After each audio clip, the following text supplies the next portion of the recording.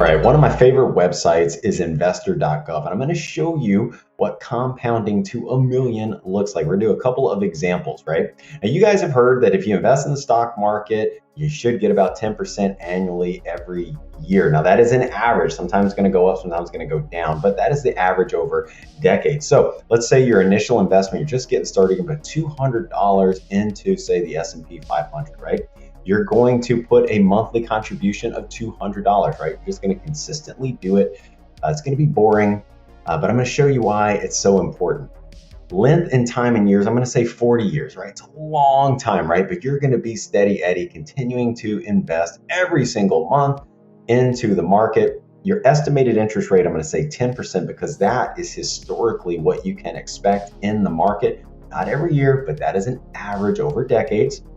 We're going to compound it annually, and check this out. In 40 years, you will have $1,071,000. Now check this out. You'll notice that this top line here, this curve right here, that is telling you what your future value is expected to be, where this lower line here is telling you what your total contributions are. There's a couple things I want to point out.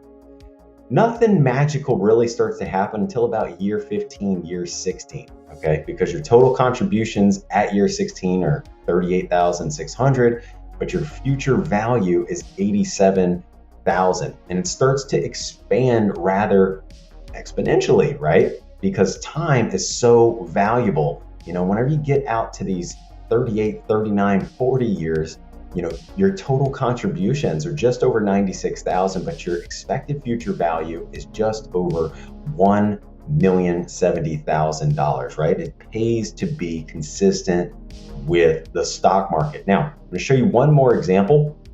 Let's say you don't have 40 years, right? You want to fill up your IRA as an example, right? You're gonna put $6,500. That's the max you can do for 2023. Now, listen, you're making a little bit more money in your life, right? You're gonna put monthly contributions, say $500, okay? So annually it's about $6,000. Length of time, you don't have 40 years. We're gonna say you have 30 years. I'm gonna keep that estimated interest rate the same at 10%. We're gonna compound it. Look at this. In 30 years, by putting all of that extra money, you're right about the same number, right? $1.1 million, which is massively impressive, but it should show you the power of time. Time really is on your side when it comes to investing. Hardly anything is going to beat someone who is investing with more time. That is just how compounding works. Remember, this is not personalized advice of any kind, just trying to help you understand finance. Remember, talk to your financial advisor before you do anything, and just try to think long term, because that is how you win in the stock market. I'll see you guys next time.